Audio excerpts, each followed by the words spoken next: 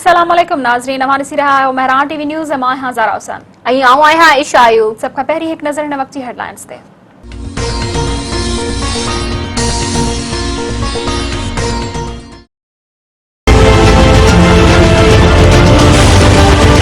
काफ़ी टाइम हो गया है कि इस टाइम मरी से कम 8 किलोमीटर दूर है, फंसे हुए हैं जी। हालात बहुत ज़्यादा ख़राब है, हमारे खाने पीने की किल्लत है।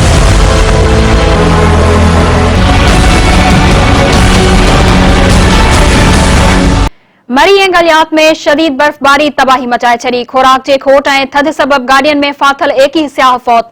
रेस्क्यू अमले फौतियन जा नाला ऐं गाॾियुनि जे नंबर जी फ़हरिस्त जारी करे छड़ी। फौतियन में इस्लामाबाद वासी ASI नवीद इक़बाल, संदसि ज़ाल, 4 धीअर ऐं 2 पुट शामिल। कराची वासी बिलाल हुसैन, लाहौर वासी मारूफ, गुजरांवाला वासी अशफाक, मर्दान वासी ज़मान शाह ऐं ॿिया बि फौतियन में शामिल।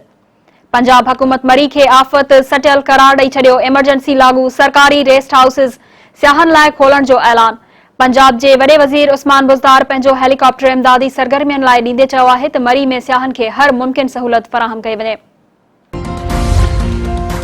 मरी में केतिरनि ई कलाकनि खां फाथल हज़ारे सियाहन खे कढण लाइ पाक फ़ौज रेस्क्यू अमल जारी। ISPR जो चवणु आहे त पाक फ़ौज जा जवान बर्फ़ में फाथल सियाहन खे महफ़ूज़ हंधनि ते मुंतक़िल करण में मसरूफ़ आहिनि।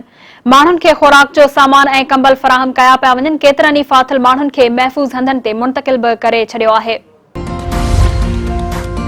हुकूमत सियाहन जी फौतगियुनि खां पोइ मरी तरफ़ वेंदड़ समूरा रस्ता बंदि करे छॾिया। वफ़ाक़ी घरू वज़ीर शेख रशीद इमदादी कमनि जी निगरानी लाइ मरी पहुतो।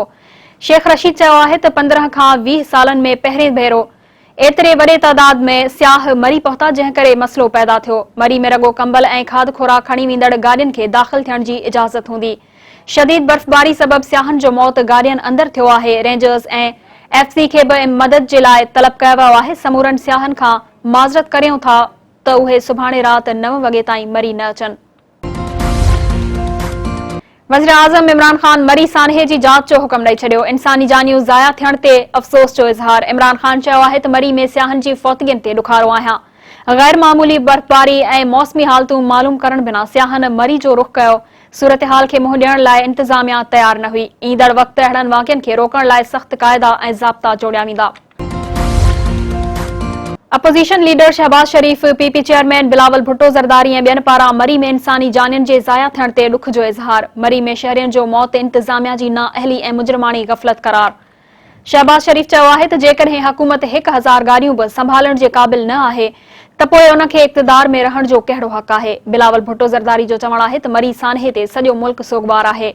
बहितर हुजे हा त सियाहन खे संगीन सूरतहाल खां अॻुवाट आगाह कयो वञे हा।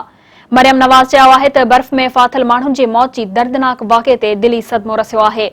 सियाहन जो मौत बर्फ़बारी सबब न पर हुकूमत जी ग़फ़लत सबब थियो आहे।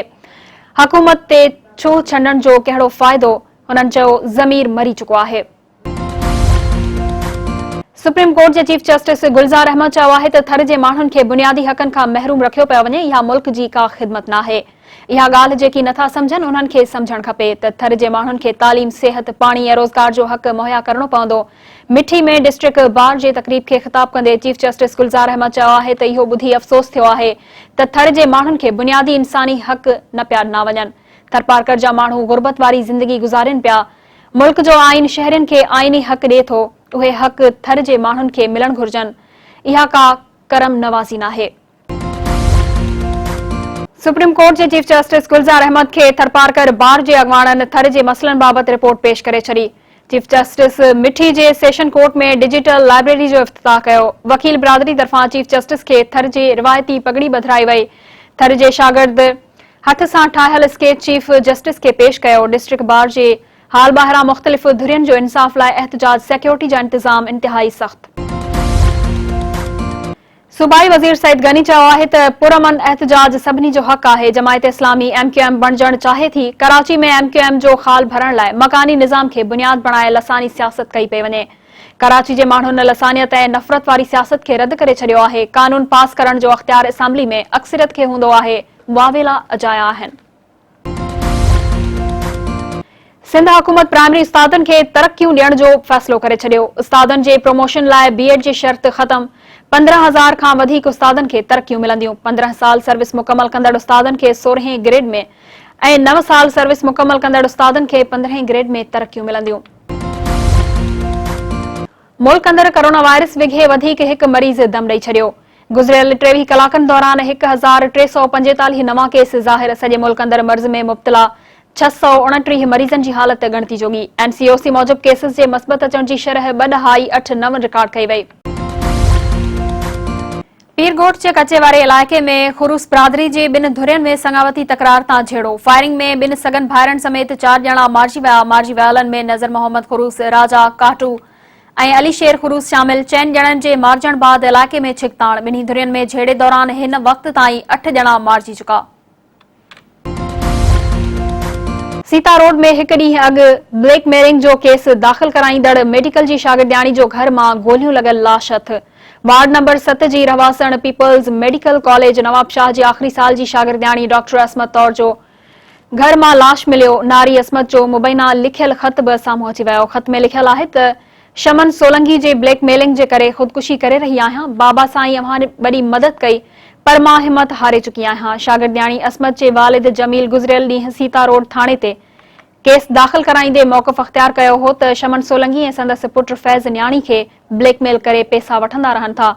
शमन सोलंकी जूं अॻु बि 2 शादियूं थियल आहिनि। मुंहिंजी न्याणी सां शादी जो कूड़ो निकाहनामो ठहिरायो आहे।